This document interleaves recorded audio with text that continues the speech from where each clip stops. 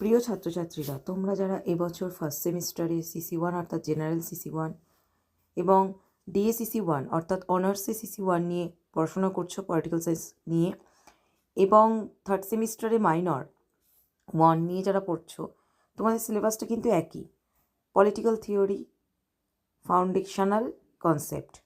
তো সেই কারণে আমি একটি সাজেশন করে দিলাম, এগুলো পড়লেই তোমাদের হয়ে যাবে। তবে প্রথমেই দেখবে আমি তোমাদের যে প্যাটার্নটা রয়েছে প্রশ্নের, সেই প্যাটার্নটা আমি করে দিয়েছি সুন্দরভাবে, যাতে তোমাদের বুঝতে সুবিধা হয় কে কীরকমভাবে তোমরা পড়বে, কোন নাম্বারে তোমাদের প্রশ্ন আসবে।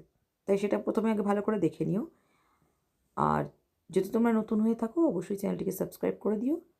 আর যারা পুরনো হয়ে আছো, যারা অলরেডি আমার চ্যানেলের সঙ্গে যুক্ত হয়ে আছো, অবশ্যই ভিডিওটাকে বন্ধুদের মধ্যে শেয়ার করে দাও।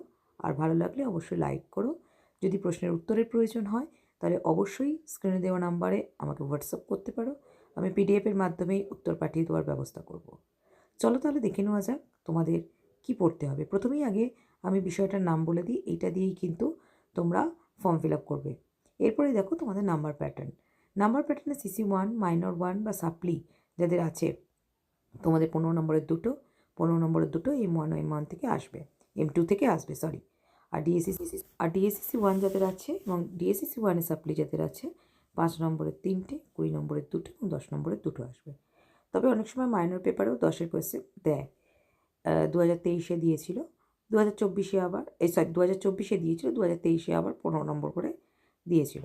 যাই হোক, 15 নম্বর বা 10 নম্বরের জন্য যেগুলো পড়বে সেগুলো হলো ক্ষমতা ও কর্তৃত্ব কাকে বলে, উহার সম্পর্ক আলোচনা করো।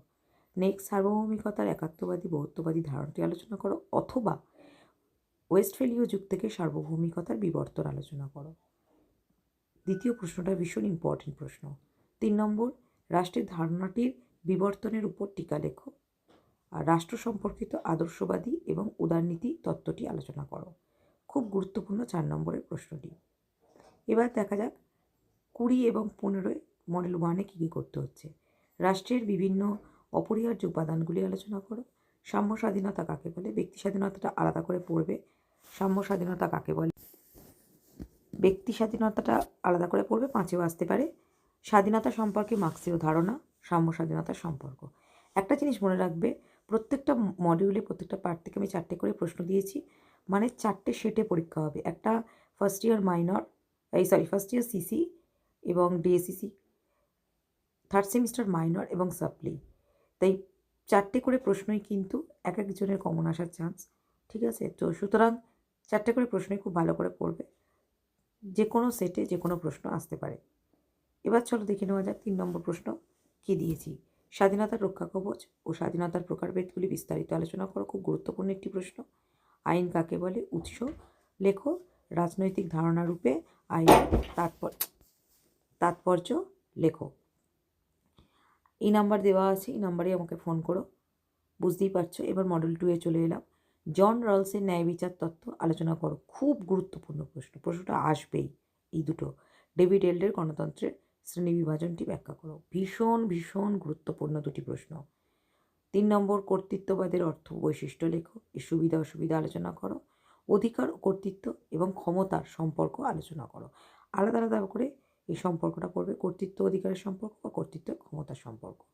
4 নম্বর প্রশ্ন, রাজনৈতিক বাধ্যবাধকতা কেন একটি সুসংগত রাজনৈতিক ব্যবস্থা আবশ্যিক শর্ত আলোচনা করো। এটাও একটি ভালো কোয়েশ্চেন, গুরুত্বপূর্ণ প্রশ্ন। এবার 20 নম্বর এবং 15 নম্বরের জন্য পড়তে হচ্ছে অধিকারের বিভিন্ন তত্ত্বগুলি লেখো। এখানে এই তত্ত্বগুলি ভালো করে পড়বে, উদারনীতিবাদী, আইনি তত্ত্ব এবং মার্ক্সীয় তত্ত্ব। আলাদা করে এগুলোও আসতে পারে, তাই এগুলোই পড়বে শুধু, আর অন্য কোনো। 2 নম্বর দেখো, রাজনৈতিক আনুগত্যের বিভিন্ন ভিত্তিগুলি লেখো বার্কারের মত অনুসারে। এটা কিন্তু ভালো করে পড়বে, আমি ওই জন্য ব্র্যাকেটে লিখে দিয়েছি। প্রশ্নগুলো কিন্তু বার্কারের মত অনুসারে আনুগত্যের ধারণাটি লেখো, এরকমভাবে প্রশ্ন আসতে পারে। তো কীরকমভাবে প্রশ্ন আসতে পারে, কোন পয়েন্টগুলোকে তোমরা পড়বে ভালো করে, সেগুলোও কিন্তু আমি ব্র্যাকেটে লিখে দিয়েছি, যাতে তোমাদের সুবিধা হয়। আর এই বিষয়ে যদি অবশ্যই কোনো নোটসের প্রয়োজন হয়, আমাকে স্ক্রিনে দেওয়া নাম্বারে ফোন করো।